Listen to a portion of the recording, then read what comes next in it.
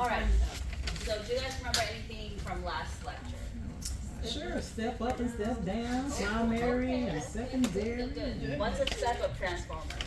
When the voltage increases, Okay, and what about the turns on the Number of number of coils is what? Number of coils or turns is more on the primary, Secondary. secondary side if it's a step up, and then if it's a step down, It's more on the primary side. yes. Why y'all look confused? Y'all look confused.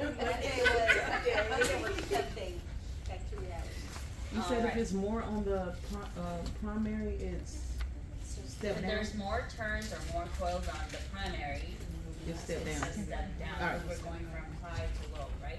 Alright, thank you. And what is the purpose of a step-up transformer? What's the job that it does? Melanie? Well, Cody said, What did Cody say? Increase voltage. Increase voltage, that's correct. come on Cody with it. What about an auto transformer? What is that? Sets the KVP, Doesn't need to be. Correct, it automatically changes the voltage. What's different from the auto transformer It has versus? one coil but with taps or something. Yes, so it has only one, I guess one side, there is no separate primary or secondary. Then based off of how many taps you need for the secondary, you can adjust it. Alright, so for X-ray circuits, we have three major parts. Primary circuit, which is here in orange. We have the secondary circuit, and we have the filament circuit, which is in purple. So all three sections makes up the entire X-ray circuit, okay? So our primary circuit right here, we have our power switch, we have our circuit breaker, and what is this? Auto transformer, Oh, okay? We also have our exposure timer on the primary circuit, and also this is the primary side of the step-up transformer. So this whole thing right here, that's a step-up transformer, right? And which one is the primary side of it? The left. Right here, and then this is the secondary side. Okay? So on the primary side, we have low voltage because it has not reached our step-up transformer yet, right? It only becomes low to high on this side, right? Once it moves. Right, so once the voltage moves past our primary side of the step-up transformer, then it's going to become high. So on the secondary side, we have our high voltage, and it's shown in blue, and then the filament circuit, we have our X-ray tube, our step-down transformer, and then our rheostat, which we'll talk about in the next couple of slides. So, our primary circuit, it takes in electricity from our power outlet, which is 220 volts that comes in through the outlet. So, I don't know if you guys have seen that big black switch on the wall in the X-ray room, maybe, maybe not. Okay, so that's where the power comes in. And then once we select the KVP at the console, the auto transformer is actually giving us that voltage that we need. And the part of the auto transformer, we have something called a line voltage compensator.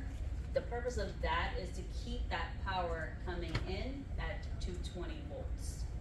So we want that to be steady, right? So the purpose of the line voltage compensator is to keep that power at 220 volts. And then if I asked you a question, where does the primary circuit end? Your answer would be this. At the primary coils of the step-up transformer.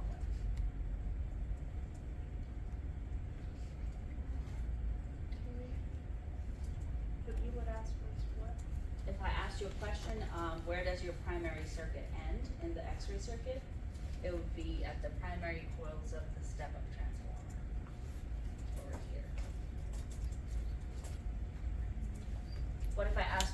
does your secondary circuit begin? At the step-up transformer. Where the step is? The Coils. secondary coils at the step. At the secondary coils. Yes. Remember we have I'm sorry. primary coils and secondary coils? Yes, Reagan. I don't know, this might be a dumb question. Where is this looking at? So from the power switch with the X-ray circuit the X-ray tube operates, all the way to the operating console until we get our image. So this isn't connected to the. I mean, the tube is connected, go ahead. Are you asking where we find this? Yeah, like, what is all this connected? Like, Alright, so, let's take a short trip over to the lab. Oh, field trip. Like for, Oh, we're sorry. He's moving fast, he must be excited. I was being dead ass. Like, are we good? He's like, he's excited. So this here is gonna be the beginning of that circuit you saw, right? So the breaker and stuff, right? That is what this box would be. Normally, so when you go to clinic tomorrow, normally nearby or next to this box, there's gonna be a closet looking thing like that, but it's gonna be gray. Inside that closet looking thing is the rest of those components. So you've got like your circuit breaker in here, it leads wires into a closet looking thing that's got the rest of your transformers, and then that will lead to your wall stand, it will lead to your tube, wherever that is, and then it will also lead to your console. So power comes in here, you can actually see, right, the power comes in up through the floor, into here, right, there's our breaker, normally there's gonna be that closet next to it. So when you go to lab tomorrow, or when you go to clinic tomorrow, just look around, and I promise you, you'll see this giant, huge metal box, right, and that is going to be where your primary, your secondary, your filament, all of that is going to be. Right? All those transformers will be inside that box. And if you ever have like biomed come by your rooms, they'll sometimes like crack it open and be repairing stuff, right? So you just peek in and you can see like all the electronics and internals there. All right, that's all. Thanks, Mr. Phung. thank you, Mr. Phung. Could you explain what the major and minor KVP selector does? Sure, so over here, as you can see, we have an auto transformer, correct? So just a single solenoid, right? Primary side, this is where that thing you just saw, that small box, right, is right here. It leads power into the auto transformer. Now, we're focusing on the primary circuit here. So coming out, you notice that there are two places where we kind of patch in, where we connect into this auto transformer on the secondary side. Right, both of them have these tabs. You notice that, right? So the idea here is that when you are choosing your KVP, what is going on is one of these tabs changes KVP by a lot. It's like your course setting. So it'll maybe change, if you are changing KVP, right, and you change it by like, let's say 13. This here might change it by 5 every step. So it's like, all right, you need 13, all right, we'll pop that up, an extra 5, pop that up, an extra 10. And then over here would be your minor KVP selector. So it makes small adjustments, fine adjustments. It's like, all right, now I'll do an additional like 1, 2, 3 KVP to give you your 13.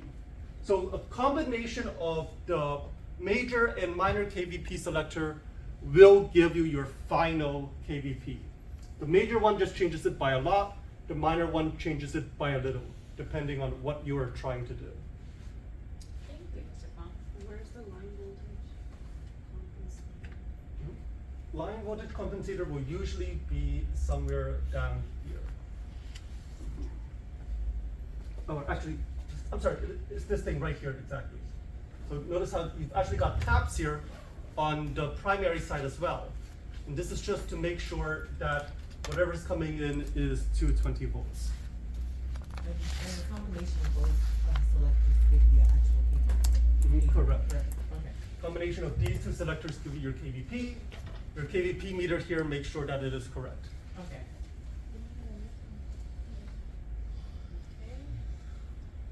And what would be the purpose of a circuit breaker? What Cody said. in case of a short circuit. Alright, so these are all of the elements that are contained within the primary circuit. We have our power supply, and what happens with our power supply? Your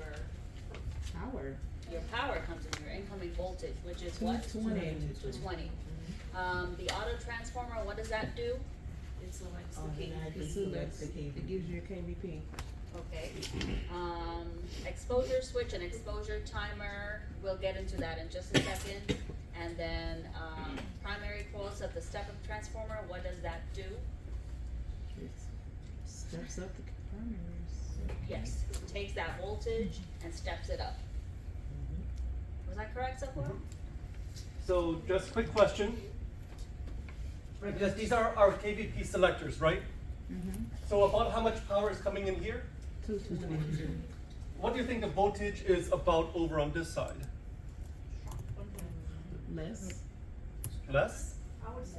Until it pushes through. More? Same. Same. Okay, those who are saying less, why less? Cause it ain't got the power yet. It ain't pushed through. Okay? Those who say more, why do you think more?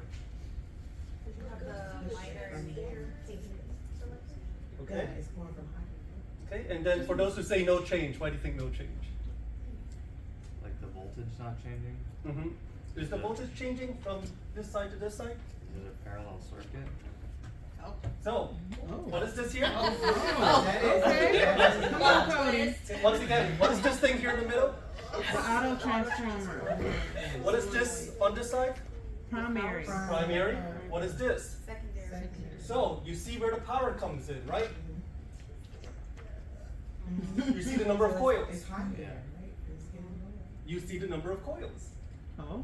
Which side has more coils? Primary. Primary side covers more coils. Right, secondary side covers fewer coils, right, compared to the primary side. So it's getting, So, now, right, it might be able to change depending on exactly where these settings are, but generally, right, it looks like that it's actually stepping down, doesn't it? yes. So the voltage looks like it might actually be going down. Woo, I got So, but this is KVP, right? What does KVP mean? The pressure coming through. Right, kilovoltage. But we're coming in with only 220 volts. We're going down. How is this kilovoltage? Where's the kilovoltage supposed to come in? the auto transfer. And so this comes back to what Ms. Bonilla was talking about earlier. Where do you think we actually get the kilovoltage from? Power supply? What is that at the end there? So, right, we have our The selectors taps. here, right? Oh, the auto. We have lower kilovoltage, we still have voltage here, but then what do we have here? Coil. What kind of coils? Primary coils of what? The step-up transformer. I need a primary on the Wait, other go side. back to the other picture that you showed us. That Okay, one. so, Oh, what's okay. this? Oh. That's the step down in the Right? system. And where does the primary circuit end? Oh, it's a That's step the up. primary. At what of the step-up? The end at the The primary. primary, right. Oh my goodness. So both sides? So- So Damn, we forgot So it already. goes from the. So it's a the two-part. primary- it goes Last from the slide, auto that's crazy. transformer This one here? Yes? to- Both of them are gonna have a primary? Yes, so this is an auto transformer. Uh-huh. This is the primary side because it has more coils, right? And that is a step-up transformer. It has two separate, what's the word that I'm looking for? Coils of solenoids. Solenoids. So, And that's why it has separate primary and separate secondary. so it goes from the auto transformer, right? To the, secondary, then to the primary to feed. So just think of it like this, right? You have Mansi and you have Jamaica. Mansi, what's your left side? Raise your left hand. Okay, Mansi, raise your right hand. Jamaica, raise your left hand. Keep your right hand up. Notice how Mansi's right is Jamaica's left, right? So in this case, on the auto transformer side, right? Primary side, right? Mansi's left hand. Secondary side of the auto transformer, Mansi's right hand. But the secondary side of the auto transformer is also the primary side of our step-up transformer. Wait, Right. that's confusing. Okay, I see it. So it might be Mansi's right, but at the same time, it's Shameka's left. Right? It might be the secondary side of the auto transformer, but at the same time, it is the primary side of the step-up transformer. Just because they're two separate things. Because they're all connected. Mm-hmm. That's right. Is it ever gonna change? So it goes from primary side to the secondary side, but For test purposes, it's gonna be the same. Any confusion on any of these, this so So far? this whole thing is primary, This is all primary side of the X-ray circuit. and the other side will be the Will be secondary. secondary. It starts from the secondary coil of the So, step-up transformer. That's why so right now we're just looking at half of it, which is primary. yes, Okay. we're just focusing on the primary circuit. So if I asked you, where is the auto transformer located within the X-ray circuit? Primary. Primary. Okay. Ms. Bonilla? Yes. I have a kind of a dumb question. Is it a scientific question? Uh-oh. Because Not there's your really. scientist. Can we get this PowerPoint like a little earlier? I prepped you. I gave you Yes, some. Okay, after cool. lecture today, you'll get it. Wonderful. Thank you. Hey, my brain almost committed seppuku. He's like, oh. Yeah, this is a lot, like to just. Yeah, so part of the primary circuit, was the exposure timer or the timer circuit. What it does is, times the exposure so that it terminates the exposure at the appropriate time. So when you hold down your exposure switch, does the exposure go on forever and ever and ever? It automatically terminates, right? So the exposure timer controls, I guess, the seconds of your exposure or how long you want that exposure for. So, And why is it located on the primary side? Because it's easier to control a low voltage. That's why it's located on the primary side, rather than the secondary side where the voltage is already gone up. and that's because of the AEC usually. AEC is a type of exposure timer, yes. But So, if you have AEC turned off, I thought you could still press it and it would keep going and giving exposure. It will not. it will not. What controls how long it goes on for? The settings on the thing. Which setting specifically? Time settings. That's right, the seconds part of your mass. So you set your mass, right? You guys did the worksheet. So when you set your mass, right, the console will have MA, it will have time. That time is controlled by your synchronous timer or your electronic timer. Then what about the noise that still goes on? Like it doesn't just shut off. If you're pressing the button, it still goes. It'll turn off, right? I promise you, go to a clinic tomorrow, hold that button down for 10 seconds. It'll go beep, it'll go E, right? That's it warming up. It'll go beep, that's it shooting, and then it won't do anything after that. Can you go to the second one? Just one time. Thank you. Okay, so there's 3 different types of timers: synchronous, electronic, and AEC. For this chapter, just know that synchronous timer is associated with a motor. You don't have to worry too much about how exactly it works. Synchronous timer, it works with the motor. Electronic timer, it works with a capacitor. And then AEC, it has an ionization chamber. We'll cover AEC in the next chapter in detail, so just for this test, just know the 3. Where did you say the automatic control? So, automatic exposure control, it stands for your AEC. So how that works is there's an ionization chamber that, I don't wanna get into too much detail. I can just Why not? ionization chamber, cause we're gonna cover that in the next chapter. Thank you. We're already confused. Jen. Yes, cause y'all are already confused. We're getting the power. So just know the 3 types and what they're associated with. For example, synchronous is a motor, electronic, works with the capacitor, and then AEC works with the ionization chamber. Can I move on? Alright, so now that we covered the primary circuit, we're gonna talk about the secondary circuit. And what is the first part of the secondary circuit? Secondary coil. Secondary coil of the step-up transformer, that's correct. also in our secondary circuit, we have our X-ray tube and rectifiers. Yes. So, in the picture before that, so there's coils on the right side, Mhm. and then in the primary, the coils are on the left side, Yes, and they're separated by those lines. correct. What are those lines? The lines are they just showing the separation Yes. of the two parts of the step-up transformer?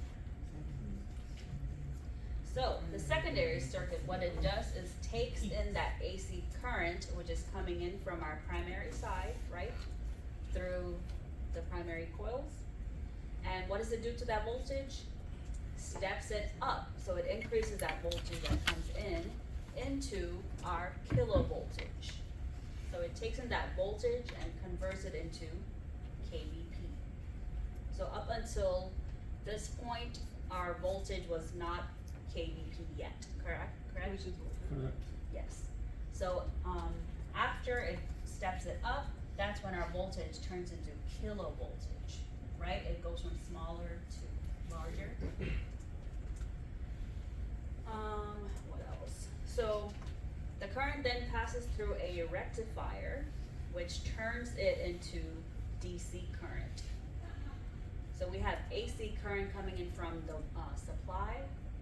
What the current does after it passes the rectifier is it turns it into DC, direct current. And why is direct current important to our X-ray circuit? It's consistent. So it can only go one way. Why? So they won't crash back into each other. Think about the X-ray tube. The energy it only flows out, like it's got one direction. Okay, we'll go over that in just a second. So inside the X-ray tube, which way do things travel? Towards North to south. negative, positive. Give me North to give me names. Give me names of the Cathode structures. to anode. Cathode to anode. Cathode to anode. Do you ever have stuff flowing from anode to cathode? No. No, so it can only go one way, right? So it has to be direct, right? Mhm.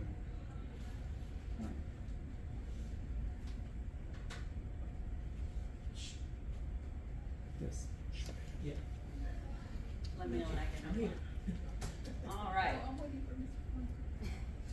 So, our cathode, what charge should it have in order for X-ray production?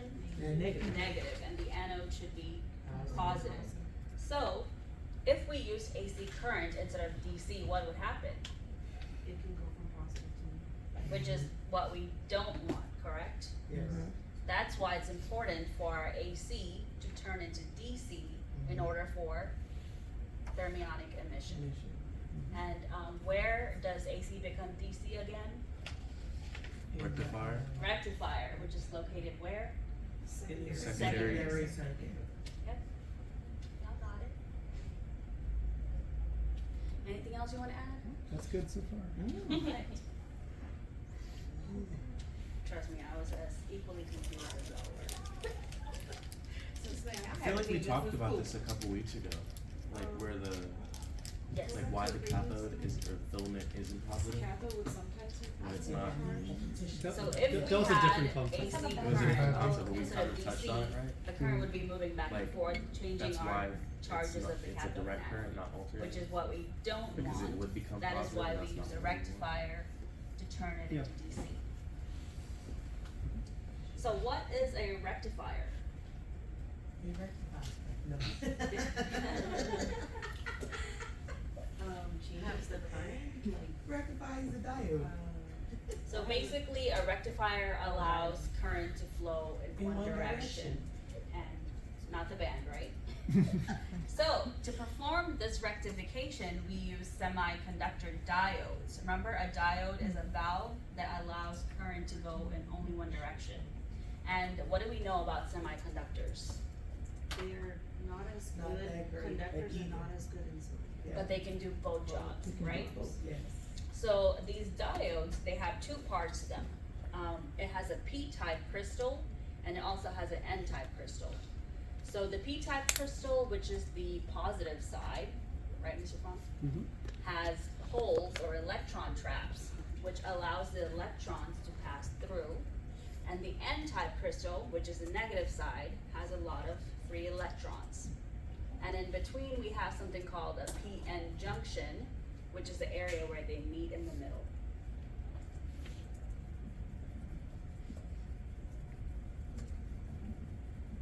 So what are these diodes? What do they do? Starts with an R. Rectify. Stop.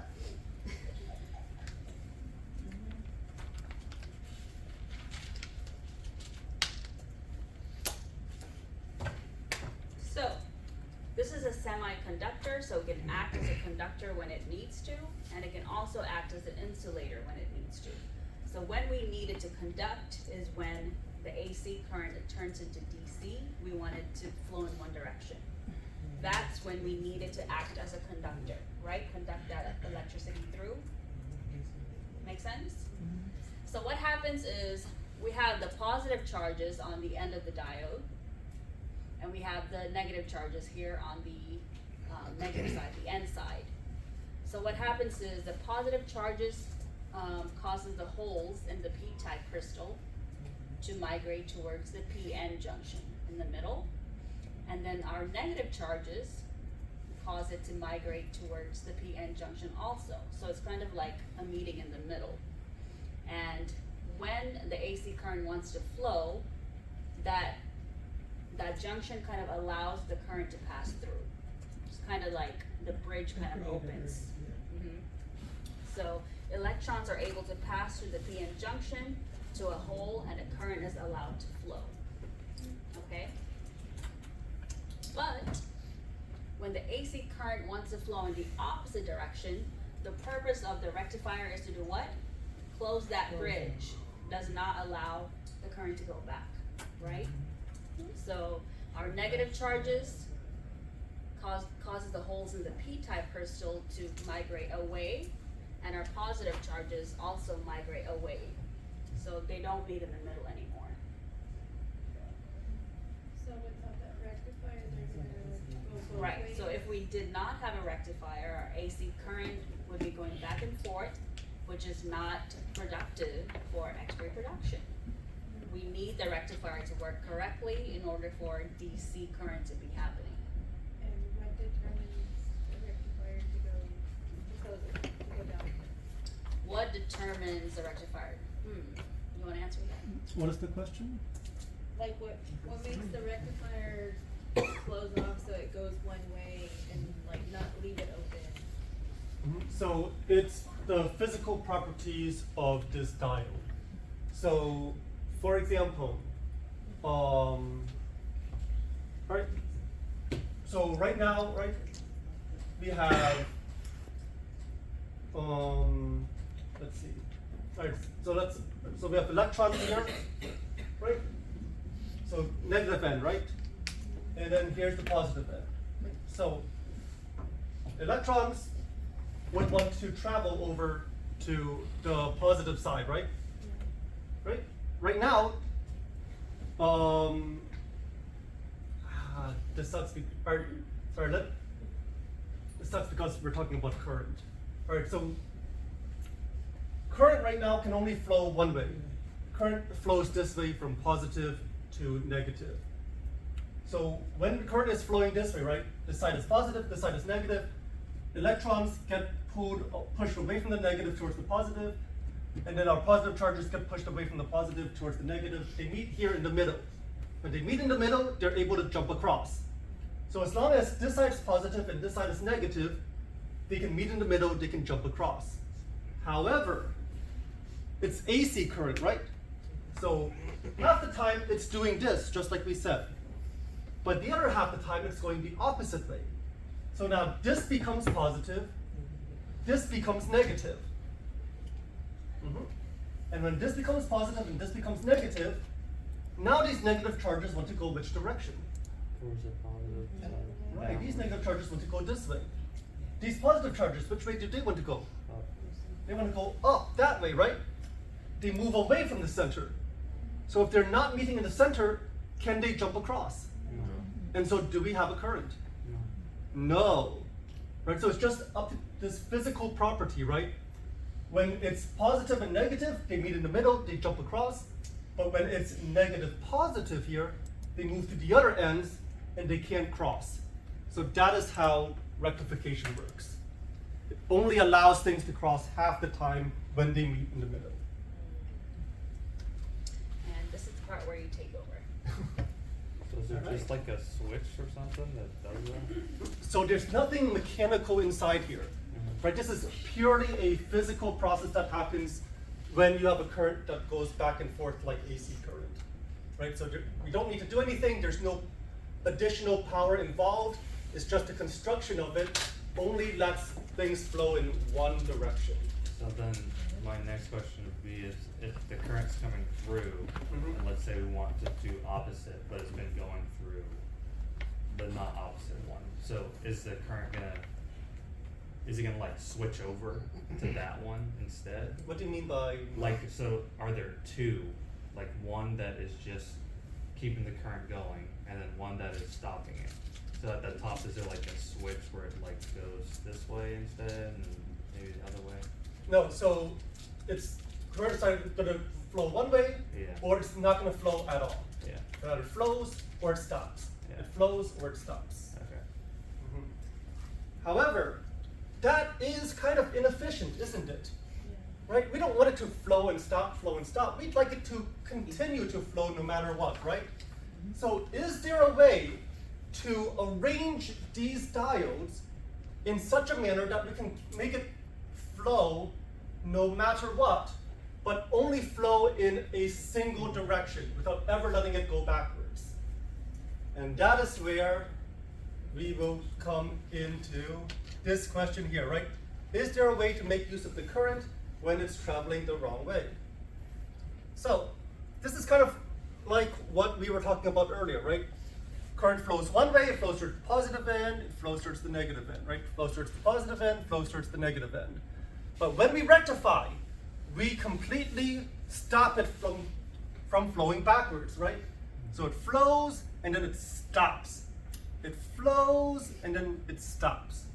It flows and then it stops because it can't go backwards. So this is called half-wave rectification, right? It's called half-wave because we only have half of our wave, right? We only have the top part of the wave. The bottom part got erased, right? We have the top part of the wave, the bottom part got erased. So this is half-wave rectification. How many diodes do we need to create half-wave rectification? Just a single diode. One diode is all we need to do this. However, if we want full wave rectification, if we want to make use of the whole thing, how many diodes do you see? 2. You have 1, 2, 3, 4 diodes. You need 4 diodes I to saw those. perform. I saw those 2 things. That's the B. Oh. Oh. So these, this waves. That's what she asked me where I get 2 from. So I thought that because before it said half and there's only 1. Okay. Just So, so let's take a look at this, right? So let's say that the current is flowing this way from the top, right? Let's try and follow this. So it's flowing, flowing, flowing. It reached this junction and it has to make a choice. Can I go this way or can I go this way? Well, this way is blocked, right? The diode is only going to let things go this way, right? So it can't go this way. It has to go this way, right? It comes this way, and then it enters here. What part of the tube is this? Oh, the Focusing cup, which is on which side? The negative. Cathode side, right? So we have the filament, focusing cup, electron shoot across. What is this? Anode, target, disc, right? Keeps flowing, and now it reaches here. Now it needs to make another choice, right? Do I go this way or do I go this way? Right? But it came from here, it wants to exit here. So how does it leave? It leaves down this way. So it went dot, dot, dot, dot, dot, dot, dot, dot, right? Cathode to anode. Now, let's say that it was coming from the opposite side instead, right? It exits this way, comes back in this way. So, coming through this way, coming through this way, coming through this way, and it runs into these diodes. Well, can it go through this one? No, right? This path is blocked. So it has to go up this way. Can it go through this one? No, that path is blocked. So it has to come down this way, and guess where we end up? Back at the cathode. Jumps across to the anode, exits, comes here, needs to make a choice. Do I go up or do I go down? Well, this is where I came from. This is where I want to go. So this time I'm going to go up, like that. And so the circuit, right, now makes this sort of path. So in one case, it was going this way. In the other case, it was doing the opposite. But no matter which case we used, at the tube, it was only going from cathode to anode. Does that make sense? So in order to perform full wave rectification, we need to make use of 4 diodes. Do you have the image for the half wave again? Half wave is just 1 diode. Yeah. So It's like, just why are we using 4 when the first one was just 1? 1 only gives you this, but 4 gives you, oh, hold on. 4 gives you this. Instead of just half wave, we now have wave, wave, wave, wave. It's now more continuous. Okay, so by making use of these 4 diodes, we can send the forward and backward movements of the current down the same direction on the wire. So instead of move, stop, move, stop, move, stop, we have move, move, move, move, right? That way it's more efficient. We're pushing the entire time rather than moving and stopping, moving and stopping. 2 of them for going forward and 2 of them for going back. Correct, so we need 2 diodes to push it forwards, 2 diodes to push it backwards, right? And they keep it from flowing the wrong way. Yes, Joe? Is it always gonna be 4 waves with the full wave? No, this is going to be continuous. It's going to keep going forever, Oh, okay. as long as you have power.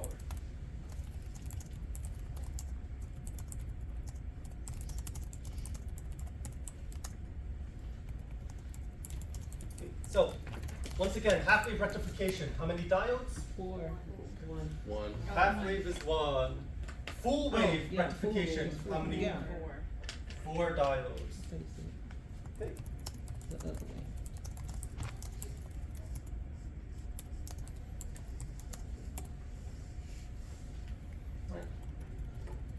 So because we're making use of the whole wave, the output is more efficient. So half wave rectification was with our single diode. We have full wave rectification when we use our 4 diodes. The full name is single phase full wave. Okay, more efficient. However, let's look at what's happening to the voltage. Right? Doesn't matter if it's half wave or full wave. Voltage starts at what? 0. 0. Goes all the way up to 100%. And then what happens? 0. 0. And then what happens? 100. 0. So it goes from 0 to 100 to 0 to 100 to 0 to 100 to 0. Right?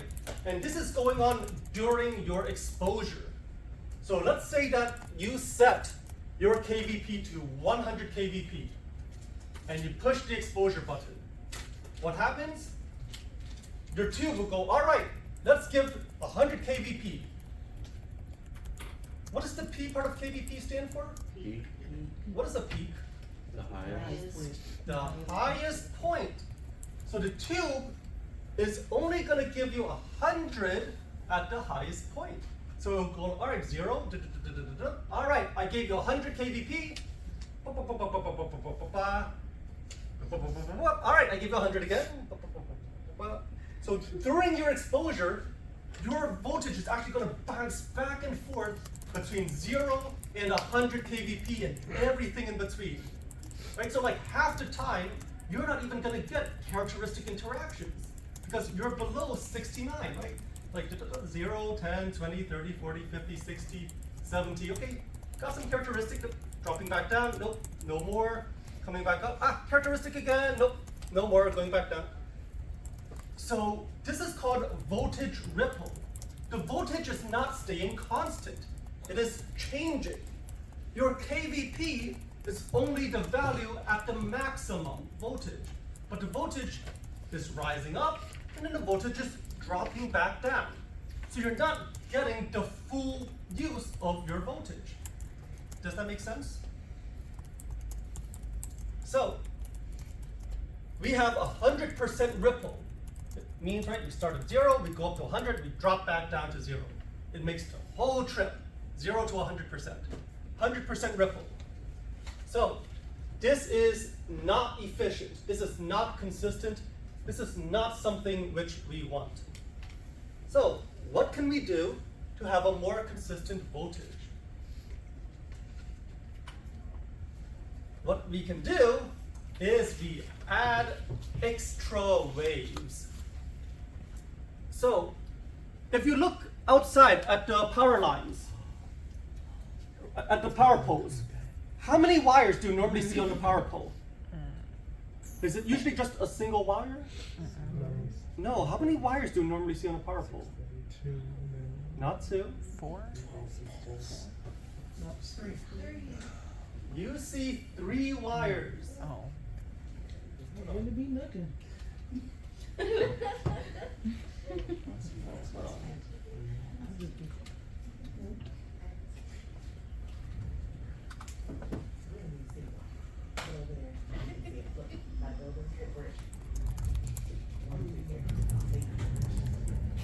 All right. You look at a power pole like this, right? How many wires do you see? 3. You see 3 wires. You see 3 wires. Why are there 3 wires on your power pole? Right. Here, right, 3 wires, 3 wires, 3 wires. Why do we have 3 wires? It's because when we are distributed power, we are not just distributed 1 wave worth of power. We are actually given 3 waves worth of power. And each wave is slightly offset from the other. When it comes in, it's slightly different. So,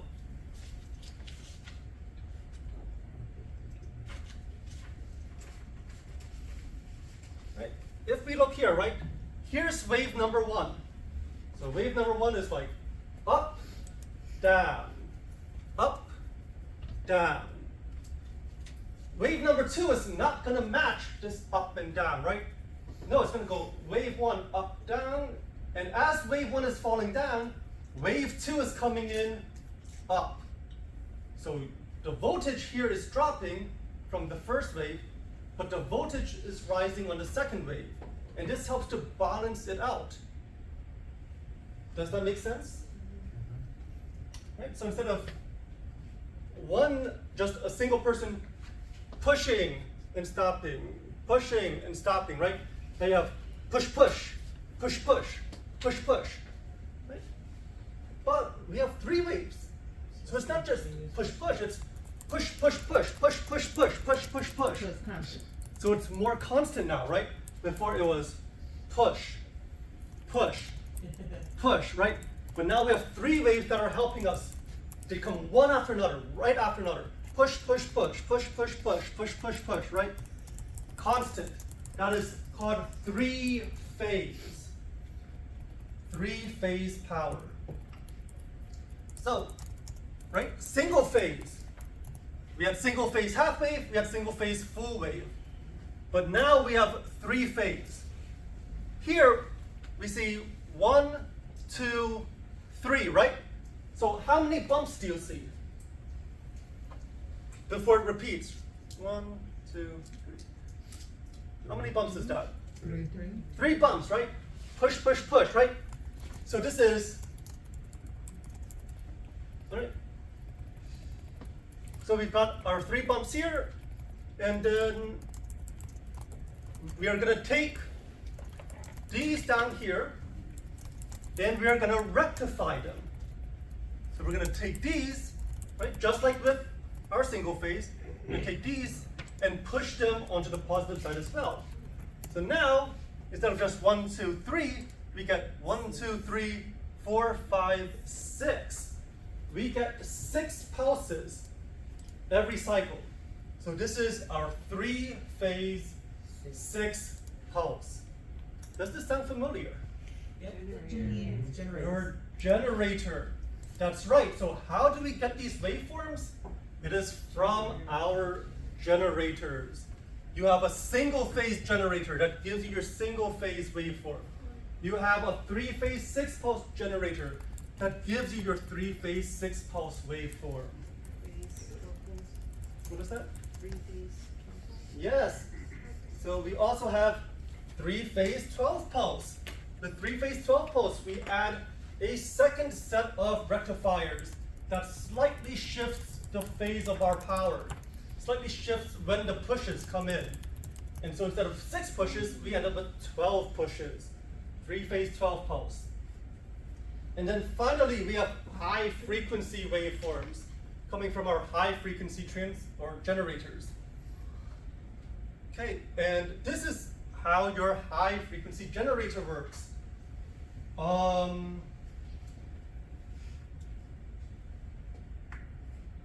Unfortunately, you do need to know this. What? Which one? This diagram down here. I have seen this on practice questions before.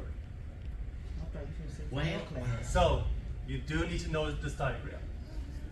So, what happens? We have our power coming in, and hey look, 4 diodes. What does that mean? Full wave. Full wave rectification. So now, our wave, instead of going up and down, is now just up, up, up, up, up at the top. Why does it say half-life for everyone? Because it's Ah. rectified to become full wave. Okay. Actually, yeah, I don't know. Yeah. It says full wave up top at half-life. Yeah, it should be full wave. I'm sorry. It should be full wave. No, apologize. That's It's- copyright by Elsevier. Yeah, it's also, yeah, that's right. Copyright 2017 Elsevier. That's right. They've had 5 years to fix this. Okay. After this, it goes through a capacitor bank. What was a capacitor again? Holds temporarily Right, it temporarily holds a charge. And so what this does, it helps even out our wave, right? The high parts of the wave it stores, and when the wave drops, the capacitor helps to fill up that drop. So, right, it takes your peaks and it evens them out. It takes your peaks, it takes your troughs, and it evens them out. So it kind of flattens out your wave here. And then here's the important part. We have an inverter. Okay, so this inverter is the key to the high frequency generator. The inverter takes your direct current and turns it back into alternating current. It's the opposite of a rectifier. So a rectifier takes AC, turns it into DC. An inverter takes DC and turns it into AC. Afterwards, it runs it through a high voltage transformer, right? Rectifies it one more time, flattens it out one more time, sends it to the X-ray tube.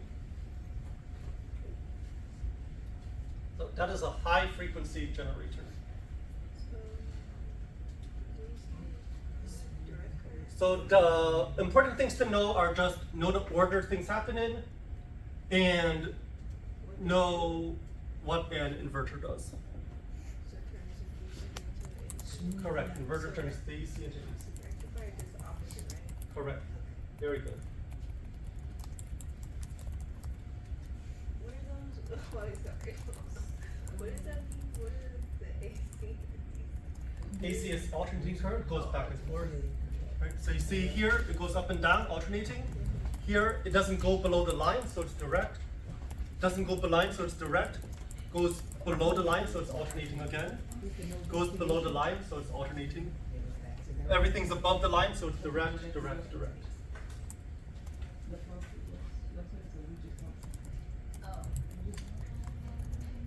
It may not be on. Okay, I So the charge is turning from DC to AC, and then it's transformed into low or high voltage, and then it turns back into DC. Correct. So the reason why this needs to happen is because, remember, with transformers, what kind of current do we need for a transformer to work? AC. We need AC. Transformers need to run off AC current. Okay? So you notice that you never see transformers with DC current. They only work with AC current here. Okay? So we want to try and flatten out our wave, but then we need to turn it back into an AC current in order to transform it, and then afterwards we flatten it out again. I have a question for y'all. Sorry, Jim. You good? Why do transformers need AC current? So they can jump across the. Oh, so they can go back and forth. Because it has a long distance. Extend it all There's a the long way. distance to go. Induction, remember? How does induction happen? Thanks to the moving magnetic field. And how do we get a moving magnetic field? With current that alternates back and forth, right? Does that make sense? That is the AC. You had a question earlier, Jane? I don't remember it. Whenever you remember. Okay, Don't hold your breath. so more stuff to memorize. No. You need to memorize voltage ripple. So not only do you need to know heat units for each of these, you also need to know voltage ripple for each of these. So half wave, full wave, these are easy. 100% because they go from 0 to 100 back down to 0. So the variance, right, is the full range. 3-phase 6-pulse. Now it stays within 14% of your KVP. If your KVP is 100, it's gonna be somewhere between 86 to 100 volts. That is what you will have at your tube. Right? 86 to 100 or kilovolts. Right? Because it's not dropping all the way back down to 0 anymore. It's staying up here. Right? The minimum now is, it only drops down to 86 before coming back up to 100. 3-phase 12-pulse, even more efficient. It only varies 4% off the KVP. If your KVP is 100, it'll drop down to 96 kilovolts at most before jumping back up to 100. And finally, high frequency stays almost perfectly at your KVP. So if you set 100 KVP, you can expect a tube to stay at 100 kilovolts the entire exposure. Yes, Jay? So is this before or after the second capacitor? So this is at the tube. This is after two, This so is- after the second capacitor. Correct. So So- this is looking at your cathode and anode, right? You've got your cathode, you have your anode, you're trying to shoot electrons across. How do you shoot electrons across? You need to create, what is that? You need to create a voltage between your cathode and anode, right? Your KVP is your voltage. This stuff we're doing with the circuit is your voltage. So, filament, anode, they have a voltage. But the voltage is changing based on these waveforms. With full wave, sometimes there's a voltage, sometimes there's no voltage and nothing's jumping across. High frequency, you're gonna have a nice steady voltage the entire time as your electrons jump across. Yes, Jay? And we're always gonna have ripples, we're never gonna have a straight line. Correct. That's right. I thought the capacitor said that it smoothed it out completely. Well, nope. Nothing perfect or complete in the world of physics. So as some examples, right, 100% ripple will produce a voltage between 0 to 80 kVp, right? Because it changes 100%. 14% will produce a voltage between 69 to 80 kVp. If you take 14% of 80 and you subtract that, you'll end up with 69. So here, 14% ripple, right? You're almost guaranteed now to have both Brems and characteristic. Over here, right, there are times when you would not have characteristic. Right? 4% ripple, KVP, right, stays a lot closer now. 1% ripple is almost constant. And remember, our goal is to have an almost constant voltage. That is the best thing to have.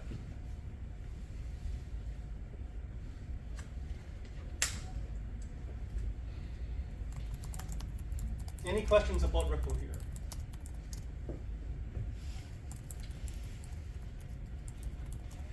Okay, so we have a third circuit. What were the first two circuits called? Primary and secondary.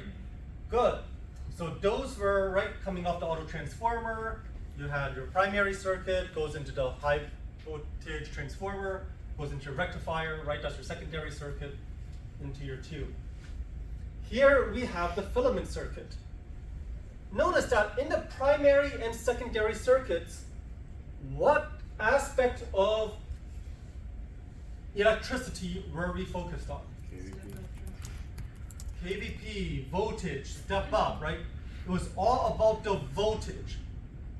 But you have more than voltage as a primary factor, right?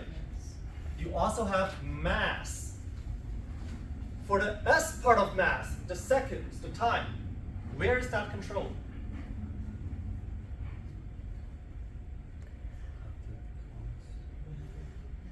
For the S part of mass, the seconds, where is that controlled in the circuit?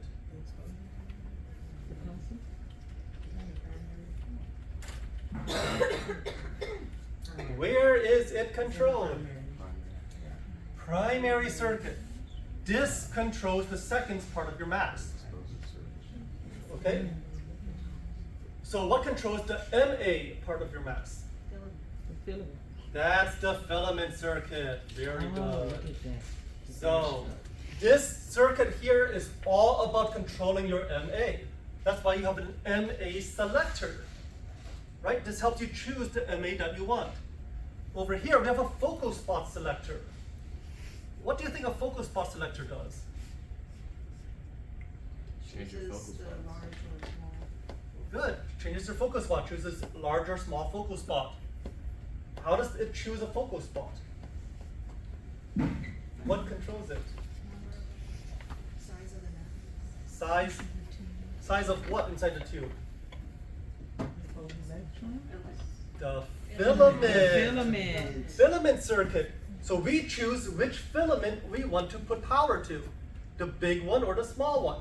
Big focal spot, small focal spot. So the focal spot selector is what determines which filament gets the power. Okay, over here, what kind of transformer do we have this time? Step down. Step down. So notice we've used all three transformers now, right? Auto transformer, step up transformer, and now step down transformer.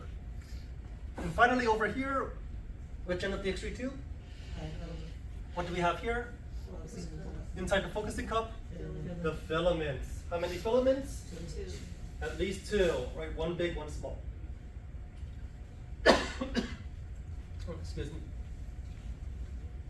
So, notice, do you see any rectifiers here? No. Do you see any diodes here? No. So, the filament circuit is AC. The filament circuit is not DC. Okay. Here we have a rheostat. What is a rheostat? A rheostat is a type of resistor, but what makes it special? Why is it a special resistor? KVP. Well, a normal resistor only has one value of resistance. So what do you think a rheostat has? multiple values of resistance. It is a variable resistor. It can change the amount of resistance. And if you change the amount of resistance, what happens? You have a constant voltage, you change the resistance, Yeah, just as the MA. so Ohm's law. What is Ohm's law? V equals IR, perfect, V equals IR. Voltage is constant, right? We got 220 volts coming in. Resistance is now changing. And if the resistance is changing, what else also needs to change now? The current.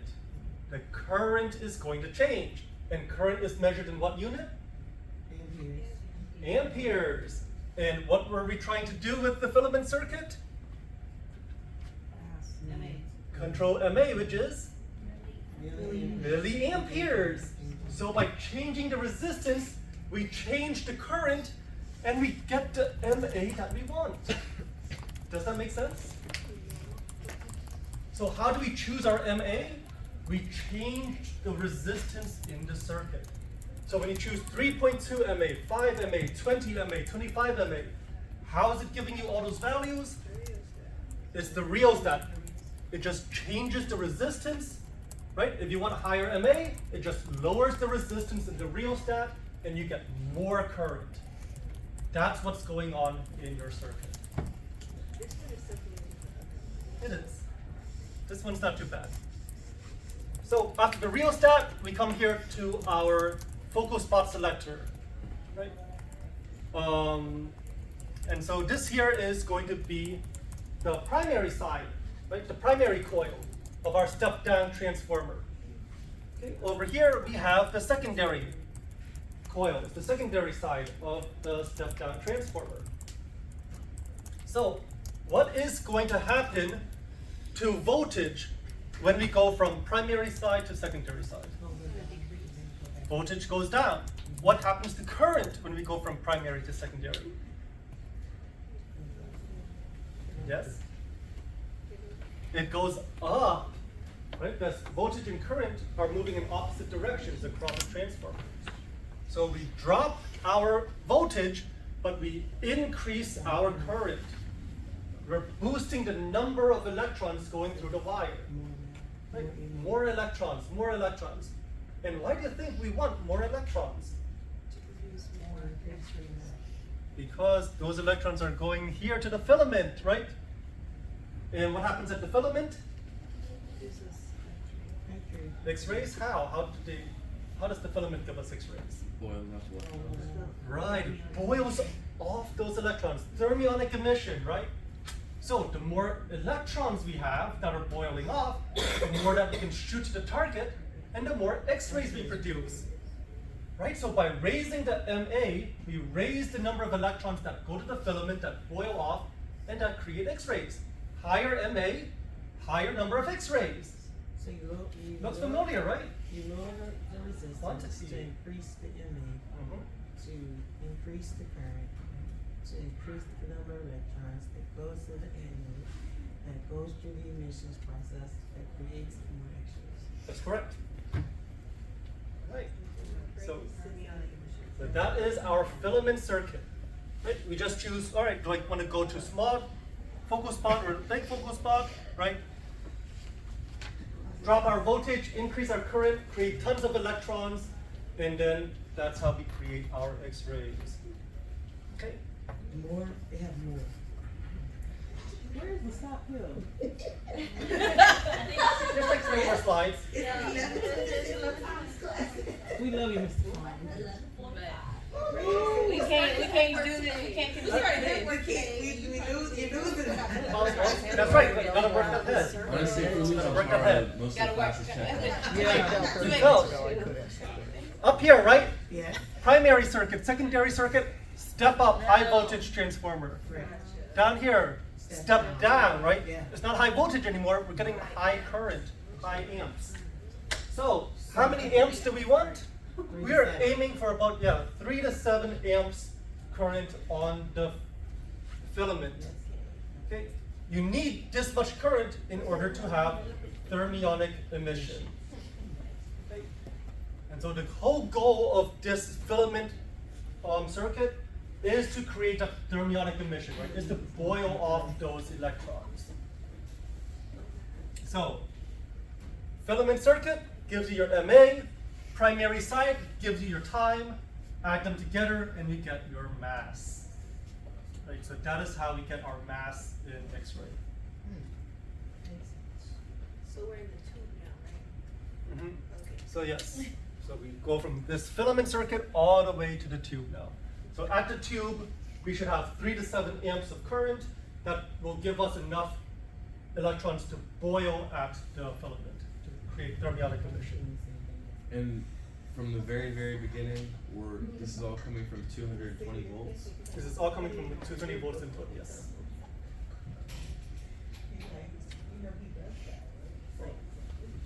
So just as a refresher, right, remember this is your focusing cup. You've got your small, you've got your big, right? So small filament, big filament, that gives you small focus spot, big focus spot.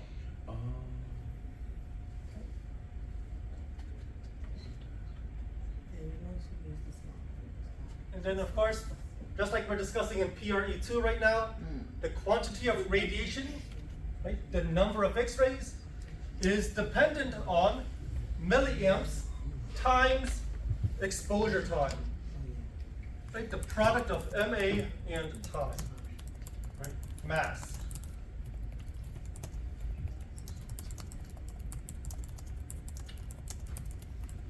Okay, so in summary, let's bring everything together now, right? Let's bring everything together.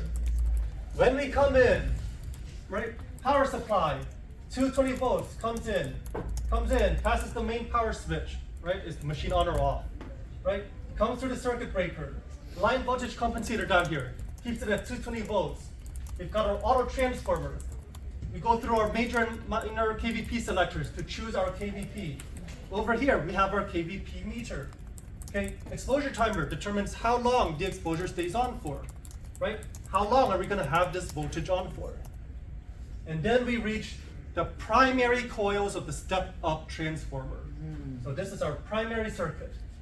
From here, we induce the current onto the secondary side of the step-up transformer. This is going to be higher voltage because it's a step up. So voltage goes up. From here, we run into 4 diodes. 4 diodes gives us full wave rectification. That means when we come here to the tube, it's going to be going from the filament to the target, right? From cathode to anode, constantly. You're not going to have any gaps. Okay. And that creates our voltage, our potential difference. However, we have a potential difference but nothing to shoot across, which is why we now need to come down to the filament circuit. Filament circuit, also coming off the auto transformer, goes through our rheostat. Rheostat changes the resistance, which changes the MA. From there, we get to choose which focal spot we want, big or small, right? That depends on high spatial resolution, low spatial resolution, high heat capacity, low heat capacity. So, come on. So, once we choose our focal spot, step down transformer, right? Primary side, more coils. Secondary side, fewer coils. Voltage goes down, but current goes up. High current sends lots of electrons to the filament. And now we have stuff that we can shoot across. We have voltage, potential difference. We have electrons, things to move, and we can create X-rays. And that is the summary of your circuit.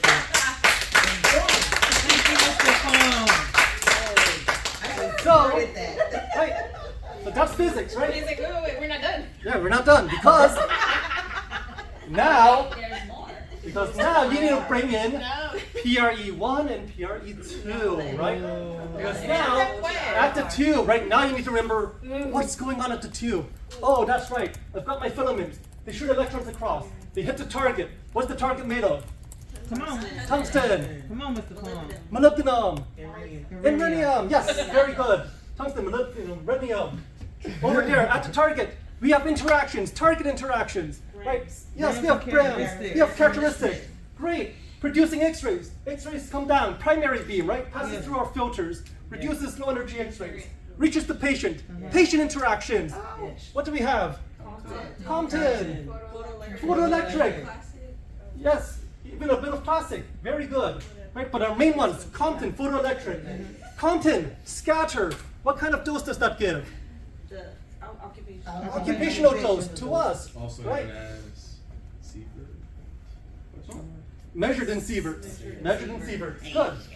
We have photoelectric. What kind of dose does that give? Patient dose.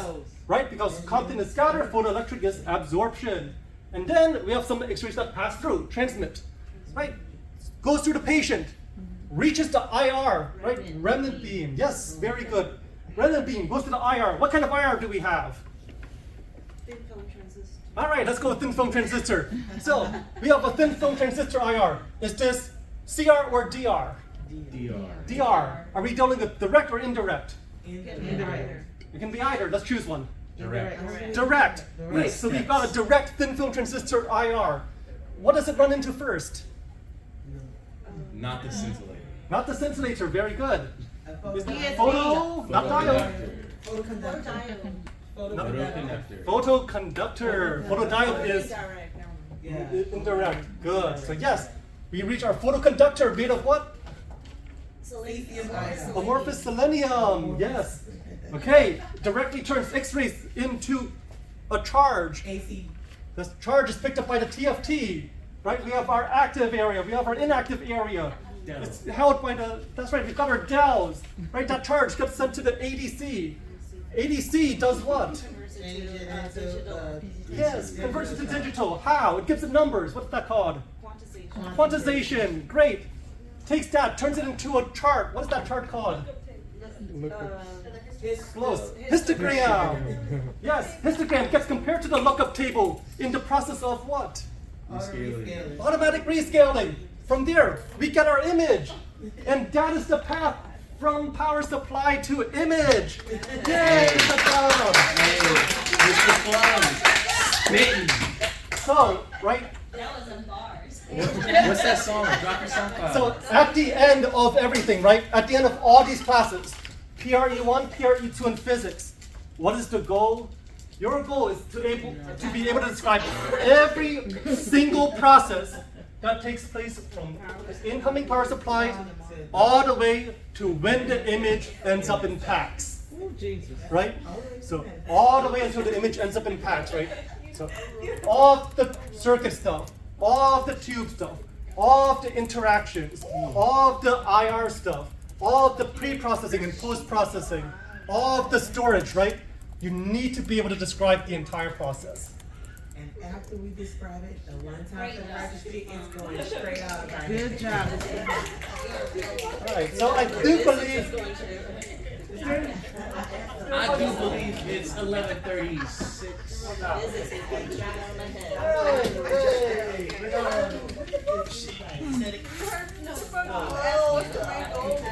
And I said, that's the registry. That's fair. That's fair. But let's aim higher than that. Let's aim higher. Even better. She said a 79 and we ain't 76, girl. Next Wednesday. She said I got 250. Baby, I was struggling.